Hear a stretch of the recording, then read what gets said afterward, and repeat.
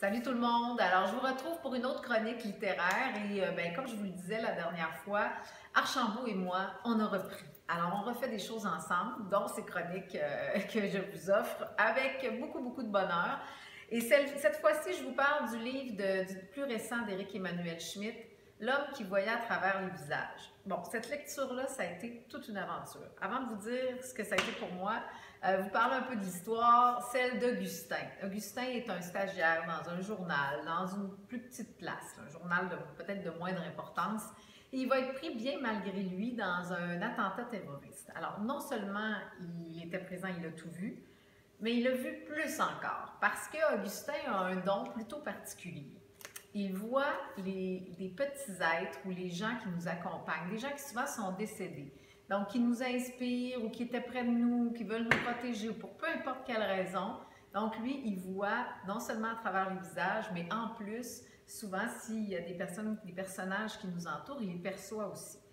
Déjà là, c'est très particulier hein, comme histoire, mais en plus, bon, ben là, il va tout avoir une série de questionnements et d'aventures.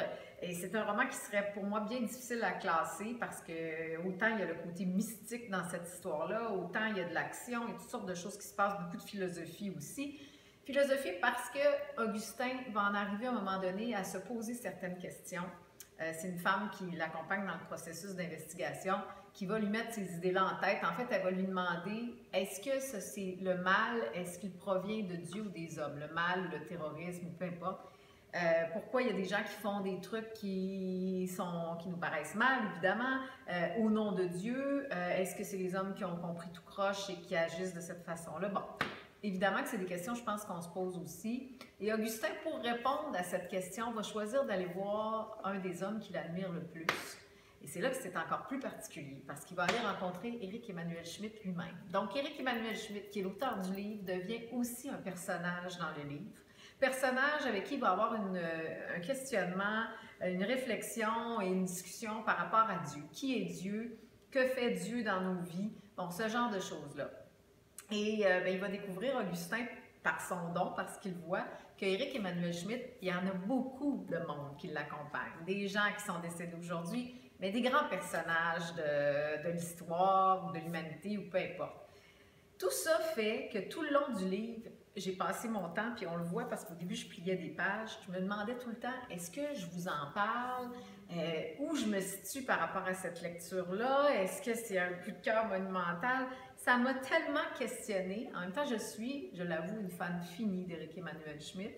Et je dois avouer aussi qu'à partir de la moitié du livre, là, j'ai commencé à plier des coins de page parce qu'il y avait toujours quelque chose qui venait me chercher, qui me permettait de me questionner. Et j'ai comme l'impression que c'est ce qu'il veut, Schmitt, à travers cette histoire-là, que nous aussi, on se les pose, ces questions-là.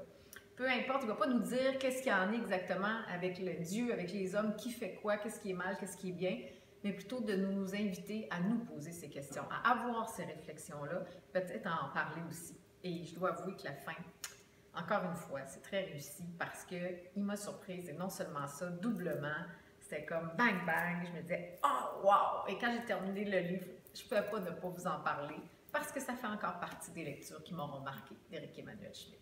Donc, je vous rappelle que ce livre-là, vous pouvez le retrouver dans toutes les succursales Archambault et je serais curieuse, quand vous allez l'avoir lu, que vous me donniez vos commentaires à vous, que vous me disiez ce que vous en pensez. Mais là, je vous avertis, ayez l'esprit ouvert quand vous allez lire cette histoire-là, parce que peut-être que par moments, ça va accrocher un peu, mais peut-être aussi que ça va vous amener à une belle réflexion de vie et plus loin dans votre évolution humaine aussi. Alors, c'est la grâce que je vous souhaite. Bonne lecture tout le monde. Ciao!